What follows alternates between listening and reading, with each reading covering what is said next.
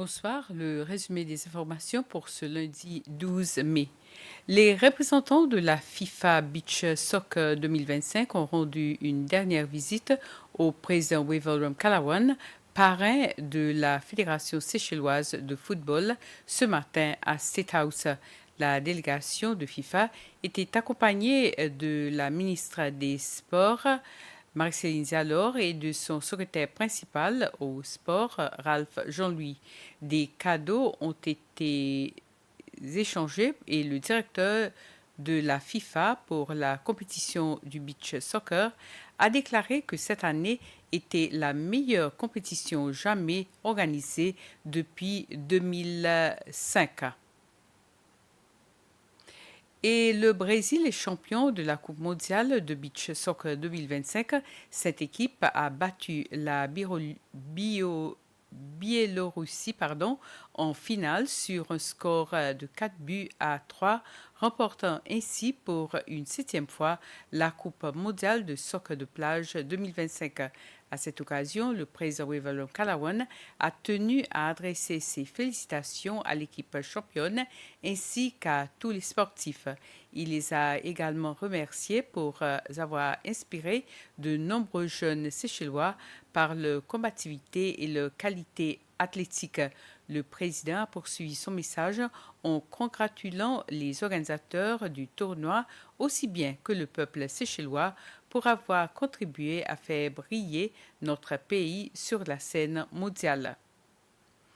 Un groupe de 75 infirmiers et autres professionnels de santé se sont réunis pour discuter de l'importance de la planification des sorties d'hôpital pour les patients après le traitement hospitalier. Cet atelier s'est tenu aujourd'hui dans la salle de conférence du centre de diagnostic Sheikh Khalifa à l'occasion de la Journée mondiale des infirmières, célébrée chaque année le 12 mai.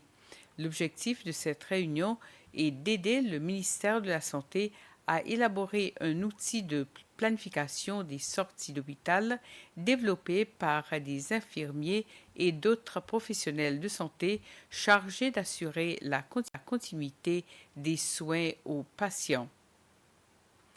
Les autorités compétentes en matière de sécurité portuaire et maritime ont tenu une conférence de presse ce matin afin d'évoquer les activités illégales qui se déroulent autour du chenal du port et du quai interilles de Mahé, Pralin et la digue.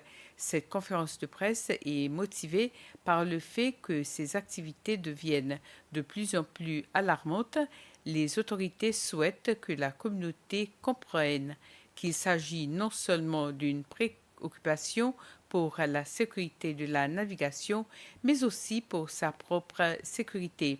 Des activités illégales telles que la baignade, la plongée avec tuba, la pêche et l'utilisation de jet ski ont été signalés. Ces actes peuvent présenter de graves risques pour le petit groupe d'individus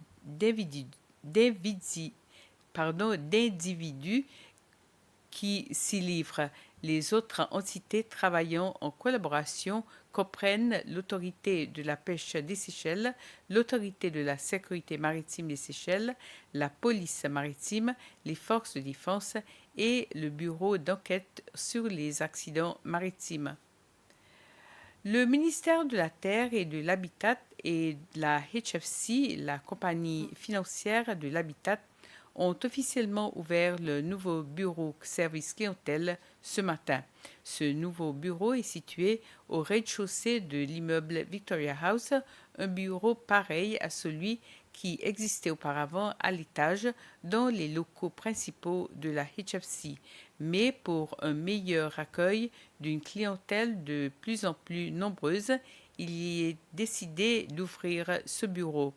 C'est pour offrir un service plus rapide et plus efficace aux clients qui viennent remplir leurs formalités d'empreinte que ce nouveau bureau a été ouvert, a expliqué le secrétaire principal de l'habitat, Jude Florentine. Voilà, ainsi termine ce flash. Merci de l'avoir suivi. Bonne soirée.